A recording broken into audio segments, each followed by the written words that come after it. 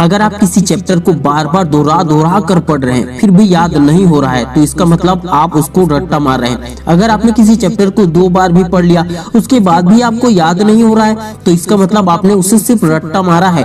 अगर आप एग्जाम देने बैठे हैं और देखते हैं कि क्वेश्चन पेपर में वही क्वेश्चन आया है जिसको मैंने पढ़ाई की थी पर अफसोस उसका आंसर ठीक से याद नहीं आ रहा है तो इसका मतलब भी यही हुआ कि आपने ठीक से याद करने के बजाय सिर्फ रट्टा मारा था। और क्या आप जानते हैं कि 90% स्टूडेंट की सबसे बड़ी गलती है कि वह जब पढ़ाई करते हैं तो रटते हैं और रटने का अर्थ है कि रटा हुआ बहुत ही जल्द दिमाग से गायब हो जाता है। जितना टाइम रटने में दिया जाता है उतना ही टाइम यदि सही तरीके से पढ़ने में दिया जाए तो पढ़ा हुआ कभी नहीं भूलेगा, बल्कि जो स्टूडेंट रटते हैं वो बहुत ही ज्यादा टाइम देकर बस थोड़ा ही पढ़ाई कर पाते हैं। अर्थात सीधा सीधा मतलब है कि रटने में टाइम भी बर्बाद होता है और याद भी नहीं रहता है। तो आज से एक काम करना है कि ये रट्टा मारने का तरीका पूरी तरह से छोड़ देना है आपको और इस वीडियो में पढ़ाई करने का तरीका बताया जा रहा है और उसी तरीके से पढ़ाई करना है आपको, जिससे आपका टाइम बचेगा और पढ़ा हुआ याद रहेगा। फिर जब आप एग्जाम देने जाओगे तो भूलोगे नहीं बल्कि सभी क्वेश्चन के आंसर को आप अच्छे से लिख पाओगे और आपके मार्क्स भी बहुत ही अच्छे आएंगे। पढ़ने का सही तरीका बताने से पहले आपसे निवेदन करता हूँ कि आप हमारे मेहनत से बनाए गए इस वीडियो पर लाइक शेयर कमेंट सब्सक्राइब करके हमें सपोर्ट कीजिए और वीडियो पूरा जरूर देखिए क्योंकि अधूरा वीडियो देखकर पूरा ज्ञान नहीं मिलता है। Number 1, study with an open mind. मान लो कि आपके पास तेज धारदार चाकू है और कोई व्यक्ति आपसे कहे इस चाकू से किसी मजबूत पत्थर को आर पार करना है, क्या आप उस चाकू से पत्थर को आर पार कर पाएंगे? नहीं ना। एक और उदाहरण देता हूँ। मान लो कि आपके साइकिल का चक्का गोल नहीं है, चक्का गोल होने के बजाय वर्गाकार है, मतलब 4 कोण वाला चक्का है, तो क्या आप वह साइकिल चल पाएगा, दौड़ पाएगा? नहीं ना। जिस तरह पत्थर में चाकू अंदर नहीं जा सकता, जिस तरह 4 कोण वाले साइकिल को आप नहीं चला सकते, उसी तरह पढ़ाई करते समय यदि दिमाग खुला न रखा जाए तो पढ़ा हुआ दिमाग के अंदर नहीं घुस सकता। फिर चाहे आप बुक को कितना भी रट्टा मारो, लिखो, बार बार पढ़ो, आपका केवल समय ही नष्ट होगा। आज से आपको क्या करना है, जब भी पढ़ने बैठते हो तो 2 मिनट लंबा और गहरा श्वास लिया करो। उसके बाद खुद को आत्म सुझाव दिया करो। आत्म सुझाव का मतलब होता है खुद से बातें करके अपने दिमाग को सही दिशा प्रदान करना। दिमाग को सुझाव दो कि मुझे अब सिर्फ पढ़ाई करना है। अधिकतर लोग पढ़ने बैठते हैं तो उनका दिमाग पढ़ने के लिए तैयार नहीं रहता है। कुछ लोगों का पढ़ने का मन बिल्कुल भी नहीं रहता है, फिर भी वे बुक पढ़ना शुरू करते हैं। उसके बाद कुछ ही समय में परेशान होकर पढ़ना भी छोड़ देते हैं क्योंकि समझ में नहीं आता है या फिर पढ़ने का बिल्कुल भी मन नहीं करता है। कई बार स्टूडेंट कहते हैं कि हमारे टीचर जो भी पढ़ाते हैं वो हमें समझ नहीं आता है। मैं आपकी बातों से सहमत हो सकता हूँ क्योंकि कुछ टीचर्स वाकई में बोरिंग तरीके से पढ़ाते हैं, लेकिन फिर भी आप सोचिए कि आप ही के क्लास में किसी दूसरे स्टूडेंट को उसी बोरिंग टीचर का पढ़ाया गया समझ में आ गया। इसका मतलब तो यही हुआ ना कि टीचर ने जब समझाया तब आपका दिमाग खुला हुआ नहीं था।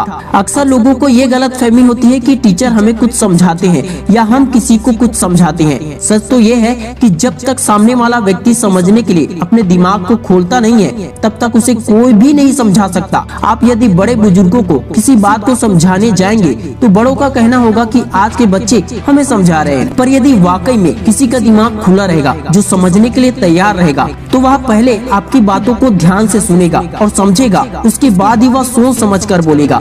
इतिहास उठाकर देख लो, रावण, कंस, दुर्योधन, इन सभी को स्वयं भगवान ने समझाया था, लेकिन इनमें से कोई भी नहीं समझा क्योंकि खुले दिमाग में कुछ भी भरो आसानी से बैठ जाता है, लेकिन बंद दिमाग में छोटी और आसान बातें भी नहीं बैठती है। इसलिए जब भी पढ़ने बैठो दिमाग को खुला रखो, तब दिमाग भी उस चीज को आसानी से ग्रहण करेगा।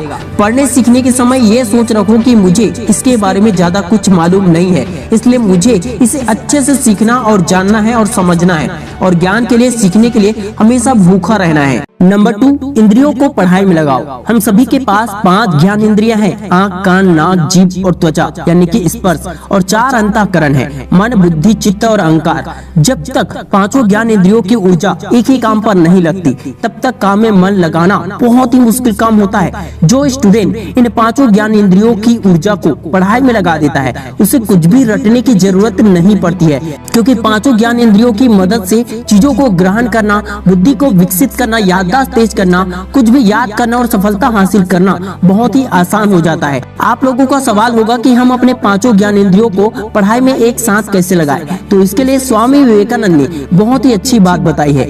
एक बार एक आश्रम में एक विद्यार्थी संस्कृत के कुछ श्लोकों का पोस्टर बनाने का प्रयास कर रहा था, लेकिन हर बार बिगड़ जाता था। उसी आश्रम में स्वामी विवेकानंद जी ठहरे थे। जब विद्यार्थी ने स्वामी विवेकानंद जी को देखा तो विद्यार्थी ने स्वामी विवेकानंद जी से कहा, मैं 2 घंटे से संस्कृत के श्लोकों का पोस्टर बनाने का प्रयास कर रहा हूँ, लेकिन बार बार गलती होने के कारण मैं नहीं बना पा रहा हूँ। स्वामी विवेकानंद विद्यार्थी की समस्या को समझ गए और कहा, एक साधारण इंसान 90% मानसिक ऊर्जा व्यर्थ कर देता है, इसलिए लगातार गलती करता है। पढ़ते समय मन कहीं और होता है, हाथ कहीं और होता है, आंखें कहीं और होता है, ध्यान कहीं और होता है, लेकिन सधा हुआ मन गलती नहीं करता है। स्वामी जी ने प्रैक्टिकल तरीका बताया। सबसे पहले गहरी सांस लो। गहरी सांस लेने वाली बातें मैंने पहले पॉइंट में ही कवर की हुई है, आप उसे ध्यान से समझे। स्वामी जी कहते हैं कि गहरी सांस लो और गहरी सांस छोड़ो। मन को काम और खेल दोनों से हटाकर सांस पर ले आओ। इसके बाद इंद्रियों को काम से जोड़ो, जैसे उंगलियों के बीच पेन का स्पर्श महसूस करो। आंखों से शब्दों को बनते हुए देखो। लिखते समय पेन और पेपर के घर्षण से जो आवाज हो रही है उसे कानों से सुनो, या फिर लिखते हुए शब्दों का उच्चारण अपने अंतर मन में गूंजता हुआ महसूस करो। नाक से इंक या स्याही की गंध महसूस करो।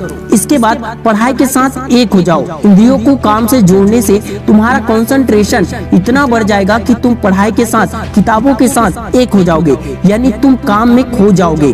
तुम्हें समय का पता भी नहीं चलेगा। ये करने के बाद दोबारा ध्यान लगाओ। अगर बीच में मन भटके तो आपको कोई चिंता नहीं करनी है। दोबारा दृढ़ निश्चय करो और दोबारा ध्यान लगाओ। बिल्कुल इसी प्रक्रिया से दोबारा करो। उस विद्यार्थी ने स्वामी विवेकानंद की बातों को फॉलो किया और देखा कि जिस काम में वह इतनी देर से गलतियां कर रहा था, वो काम उसने एक बार में ही पूरा कर लिया। स्वामी विवेकानंद कहते हैं, हमारा कंसंट्रेशन या ध्यान हमारी इंद्रियों में बटा हुआ होता है, इसलिए हर इंद्री को एक ही काम पर लगा देने से मन भटकना बंद हो जाता है। बार बार प्रयास करने से आप अपने मन को, इंद्रियों को एक ही काम यानी पढ़ाई में लगाना सीख जाएंगे। मेडिटेशन करने से और खुद को बार बार पॉजिटिव आत्म सुझाव देने से मन और इंद्री एक ही जगह पर रहता है। नंबर 3, याद करने के लिए सरल शब्दों का प्रयोग करो। कई बार स्टूडेंट इसलिए भी रटते हैं क्योंकि कुछ चैप्टर या वर्ड उन्हें कठिन लगते हैं। कठिन चैप्टर या कठिन वर्ड को याद करने का सरल तरीका अपनाओ। शब्दों को या चैप्टर को कई हिस्सों में तोड़ दो या शॉर्टकट शब्दों का प्रयोग करो। नंबर 4, स्पिरिट का प्रयोग रिवीजन में करो। कई बार लोगों को गलतफहमी हो जाती है कि वो बार बार पढ़ाई कर रहे हैं, बार बार रटने में लगे हुए हैं, इसका मतलब वे रिवीजन कर रहे हैं। जबकि रिवीजन करने का और प्रैक्टिस करने का सही और असली मतलब तब सिद्ध होता है जब कोई विद्यार्थी अपनी पिछली गलती अगली बार ना दोहराए, जब हर बार की प्रैक्टिस में इम्प्रूवमेंट दिखाई दे। अगर बार बार की प्रैक्टिस से इम्प्रूवमेंट दिखाई नहीं देता है, कोई प्रोग्रेस नहीं होता है, तो इसका मतलब साफ है, गलती सुधारी नहीं गई है और एक ही गलती बार बार दोहराई जा रही है। प्रैक्टिस करने में और रटने में बहुत अंतर होता है दोस्तों। हम सभी के अंदर एक स्पिरिट मौजूद होता है जो कभी फेल होना नहीं चाहता है। यही स्पिरिट और भावना एथलीट में, शाओलिन मॉन्क में, खिलाड़ी में मौजूद होता है। जब हम फिल्म भी देखते हैं तो उसमें भी यही दिखाया जाता है कि कैसे एक हीरो ताकतवर विलन को भी खत्म कर देता है। हर एथलीट और खिलाड़ी इतनी प्रैक्टिस करता है कि उसके मन में भी हार जैसे शब्द कभी आए ही ना और वो अपनी हर कमी गलती को सुधार सके। अगर वो कभी एक खेल हार भी जाए तो दूसरी बार दोगुने जो उसके साथ मेहनत करता है, गलती सुधारता है और जीत हासिल करता है। इन सभी एग्जाम्पल की तरह ही यदि आप अपने साहस से, अपने अंदर मौजूद स्पिरिट से लगातार बार बार प्रैक्टिस करेंगे और हर बार अपनी गलती सुधार कर दूसरी बार उसमें सुधार करके पढ़ाई करेंगे तो पढ़ना और पढ़ा हुआ याद रखना बहुत ही ज्यादा आसान हो जाएगा और आपको बार बार रटना नहीं पड़ेगा। Number 5, to be curious not judgmental. पढ़ाई की बुराई करना या किताबों में सवालों में टीचर्स में कमी गलती निकालना आसान है, लेकिन जिज्ञासु बनकर हर एक चीज के लिए जानना, सीखना, समझना ये मुश्किल काम है।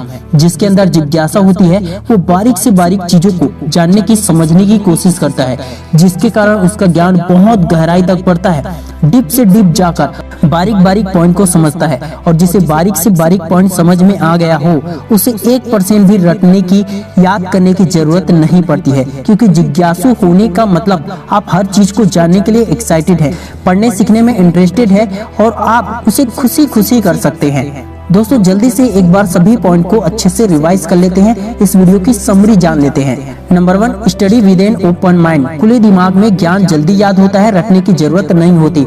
नंबर 2, इंद्रियों को पढ़ाई में लगाओ। अपने 5 सेंस का इस्तेमाल उसी तरह करो जैसे स्वामी विवेकानंद ने स्टूडेंट को बताया था। नंबर 3, याद करने के लिए सरल शब्दों का प्रयोग करो। नंबर 4, स्पिरिट का प्रयोग रिवीजन में करो। Number 5, to be curious not judgmental. उम्मीद है कि ये वीडियो आपके लिए बहुत ही ज्यादा हेल्पफुल रहेगा। लाइक, शेयर, कमेंट, सब्सक्राइब करना बिल्कुल मत भूलना। हेल्पफुल लगा तो वीडियो को ज्यादा से ज्यादा शेयर जरूर करना। Wish you all the best दोस्तों। जय हिंद, जय भारत।